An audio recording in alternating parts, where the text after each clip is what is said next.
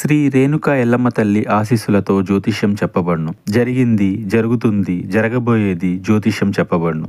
ఇతర ఎటువంటి సమస్యలైనా జ్యోతిష్యం చెప్పబడును. మీ యొక్క ఫోటో, చెయ్యి చూసి ఫోన్ ద్వారానే జ్యోతిష్యం చెప్పబడును. స్త్రీ పురుష వశీకరణం ప్రత్యేకంగా చేయబడును.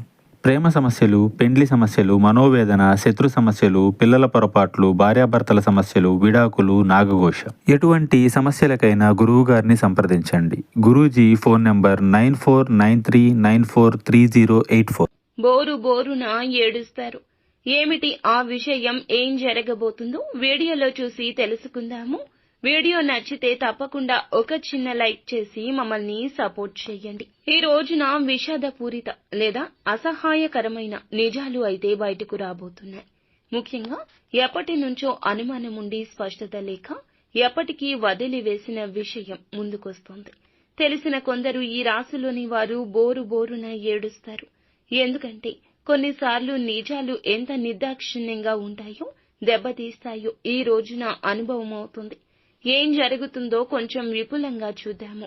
ఈ రోజున కుటుంబ సంబంధాల్లో చాలా సున్నితంగా ఉంటారు. స్నేహితులు, బంధువులు ఏదైనా విషయం చెప్తే వెంటనే తెలుసుకోవాలి ఆ రహస్యం అనే ఆతురత ఉంటుంది. ఈ మధ్య కాలంలో ఒక వ్యక్తి మీద మీరు కొంత అనుమానంతో ఉన్నారు. ఇక ఆ వ్యక్తి మీకు దగ్గర స్నేహితుడైనా లేదా కుటుంబ సభ్యుడైనా కావచ్చు. మధ్యాహ్నం 2 గంటల నుండి సాయంత్రం 6 గంటల మధ్యలో చాలా కాలంగా వెతుకుతున్న నిజమైతే ఎటకేలకు బయటకొస్తుంది. ఇదొక మోసం కావచ్చు. ముఖ్యంగా డబ్బు సంబంధితమైన సాన్నిహిత్య సంబంధం, ప్రేమ విషయంలో అయినా కావచ్చు.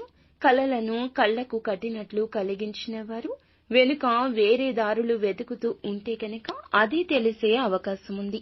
ఈ నిజం తెలిసాక మీరు ఒక్కసారిగా కుప్పకూలిపోవచ్చు. కొందరికి ఆవేశం ఎక్కువవుతుంది, కానీ కొందరికి కన్నీరు మాత్రమే వస్తుంది. ముఖ్యంగా ఈ రోజున ఈ రాశి వారు బయట కంటే లోపల ఎక్కువగా మదన పడతారు. కాబట్టి ఎవరూ చూడకుండా ఏకాంతంలో కూర్చొని బోరున విలపిస్తారు. ఈ విషయంలో మీకు 2 మార్గాలు ఉన్నాయండి. ఒకటి, బాధను మనసులో పెట్టుకుని మళ్లీ దాన్ని కొనసాగించడం. రెండవది, ఎంతైనా కఠిన నిర్ణయం తీసుకుని ఆ వ్యక్తిని వదిలేయడం. ఏది సరిగ్గా అనిపిస్తుందో మీరే నిర్ణయించండి. కానీ ఒకటి గుర్తు పెట్టుకోండి, వృత్తిపరంగా, ఆర్థిక పరంగా ఈ విషయంలోకి ఇంకెవ్వరినీ లాగొద్దు. మీ మనసులోని విషయాలు మనసులోనే ఉంచండి. బయటకు స్లిప్ అవ్వకూడదు. అలా చేస్తే ప్రతిష్టకు దెబ్బ తగులుతుంది. ఇక ముఖ్య విషయం ఏమిటంటే ఈ నిజాన్ని తెలిసి బాధపడితే తప్పకుండా కుటుంబానికి తెలిసే అవకాశం ఉంటుంది. మీ యొక్క భుజాలపై మీ ఇంటి వాళ్ళు సానుభూతి చూపిస్తారు. కానీ సమస్యలను పెంచాల్సిన అవసరం లేదు కదా. ఈ రోజు సాయంత్రం 7 గంటలు దాటాక ఆ వ్యక్తి నుంచి మరొక్కసారి ఎక్స్ప్లెనేషన్ రావచ్చు.